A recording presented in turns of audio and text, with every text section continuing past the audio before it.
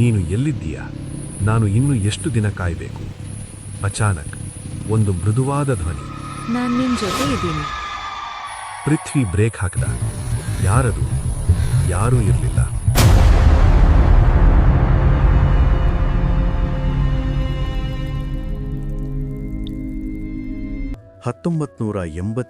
ವರ್ಷ, ಒಂದು ಚಿಕ್ಕ ಹಳ್ಳಿ. ಸಂಜೆಯ ಸಮಯದಲ್ಲಿ ಸೂರ್ಯ ಬೆಟ್ಟದ ಹಿಂದೆ ನಿಧಾನವಾಗಿ ಮರೆಯಾಡ್ತಿದ್ದ. ರಾತ್ರಿಯಾದಾಗ ನಕ್ಷತ್ರಗಳು ಭೂಮಿಗೆ ತುಂಬ ಹತ್ತಿರ ಬಂದಂತೆ ಕಾಣ್ತಿದ್ವು. ಆ ಹಳ್ಳಿಯಲ್ಲಿ 18 ವರ್ಷದ ಹುಡುಗ ಪೃಥ್ವಿ ಇರ್ತಿದ್ದ. ಅವನ ಕನಸು ಸಣ್ಣದಲ್ಲ. ಅವನು ಕೇವಲ ತನ್ನ ಜೀವನವನ್ನೇ ಬದುಕಬೇಕು ಅಂತ ಅಲ್ಲ, ದೇಶಕ್ಕಾಗಿ ಬದುಕಬೇಕು ಎಂಬುದು ಅವನ ಕನಸು.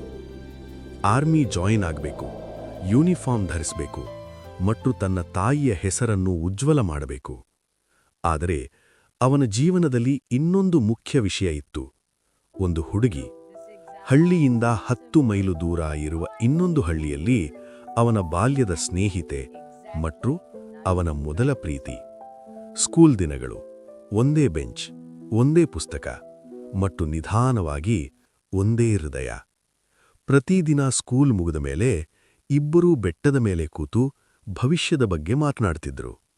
ಹುಡುಗಿ ನಗುತ್ತಾ ಹೇಳ್ತಿದ್ದಳು, ಒಂದು ದಿನ ನೀನು ಆರ್ಮಿ ಯೂನಿಫಾರ್ಮ್ನಲ್ಲಿ ಬರ್ತೀಯ, ನಾನು ನಿನ್ನ ಹೆಂಡತಿ ಆಗ್ತೀನಿ. ಸಮಯ ಕಳಿತು. ಪದವಿ ಮುಗಿತು. ಪೃಥ್ವಿ ಆರ್ಮಿ ಎಕ್ಸಾಮ್ ಬರ್ದ.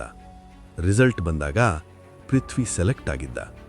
ಖುಷಿ ಇತ್ತು, ಆದರೆ ಕಣ್ಣಲ್ಲಿ ನೀರು ಕೂಡ ಇತ್ತು. ಕೆಲವು ದಿನಗಳ ನಂತರ ಜಾಯ್ನಿಂಗ್ ಲೆಟರ್ ಬಂತು.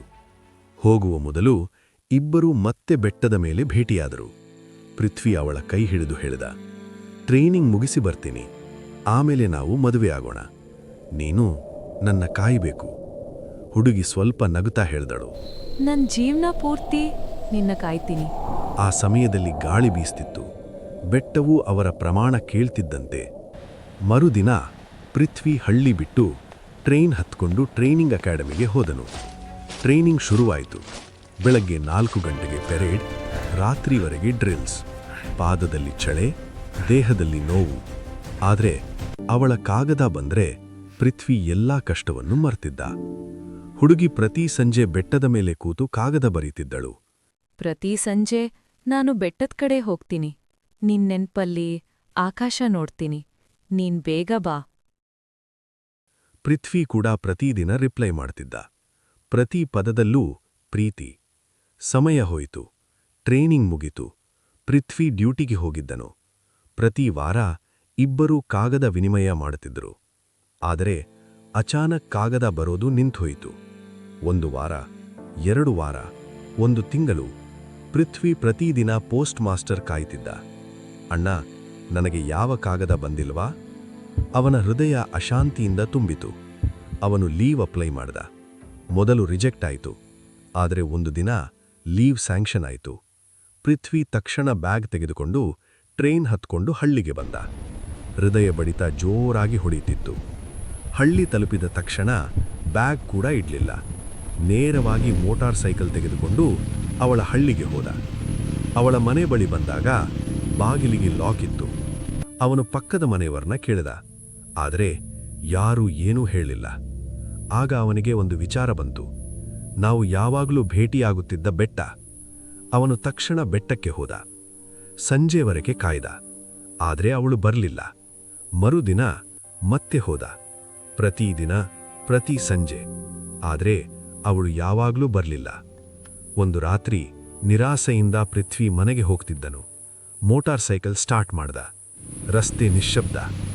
ಅವನು ತನ್ನೊಳಗೆ ಮಾತನಾಡ್ತಿದ್ದನು, ನೀನು ಎಲ್ಲಿದ್ದೀಯಾ? ನಾನು ಇನ್ನು ಎಷ್ಟು ದಿನ ಕಾಯಬೇಕು? ಅಚಾನಕ್ ಒಂದು ಮೃದುವಾದ ಧ್ವನಿ. ನಾನ್ ನಿನ್ ಜೊತೆ ಇದ್ದೀನಿ. ಪೃಥ್ವಿ ಬ್ರೇಕ್ ಹಾಕಿದ.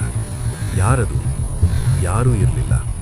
ಮತ್ತೆ ಅದೇ ಧ್ವನಿ, ಭಯಪಡಬೇಡ, ನಾನೇ. ನೀನ್ ಹಳ್ಳಿಗ್ ಬಂದ ದಿನದಿಂದ ನಾನ್ ಪ್ರತಿದಿನ ನಿನ್ ಜೊತೆ ಇದ್ದೀನಿ. ಪೃಥ್ವಿ ನಿಧಾನವಾಗಿ ಹಿಂದೆ ನೋಡ್ದ. ಮೋಟಾರ್ ಸೈಕಲ್ ಮೇಲೆ ಒಂದು ಬಿಳಿ ನೆರಳು. ಮುಖ ಅವನ ಪ್ರೇಯಸಿ ತರಹ. ಗಾಳಿ ತಣ್ಣಗಾಯಿತು. ಪೃಥ್ವಿ ನಡುಗುತ್ತಾ ಕೇಳಿದ, ಇದೆಲ್ಲ ಏನು? ಆತ್ಮ ಮೃದುವಾಗಿ, ನನ್ನ ಅಪ್ಪ ಹಳ್ಳಿಯ ಮುಖಂಡರಿಂದ ಹಣ ಸಾಲ ತೆಗೆದುಕೊಂಡು ಸಮಯಕ್ಕೆ ತಿರುಗಿಸಲು ಆಗಲಿಲ್ಲ. ಒಂದು ದಿನ ಅವನು ನಮ್ಮ ಮನೆಗೆ ಬಂದು ಜಗಳ ಮಾಡಿ ಕೋಪದಲ್ಲಿ ನನ್ನ ಅಪ್ಪ ಅಮ್ಮ ನನ್ನನ್ನು ಚಾಕುವಿನಿಂದ ಚುಚ್ಚಿ ಮನೆಗೆ ಲಾಕ್ ಹಾಕಿ ಹೋದನು. ಎಲ್ಲರೂ ಅದೇ ಮನೆಯಲ್ಲಿ ಎಷ್ಟೇ ಕೂಗಿದರೂ ಯಾರೂ ಬರಲಿಲ್ಲ.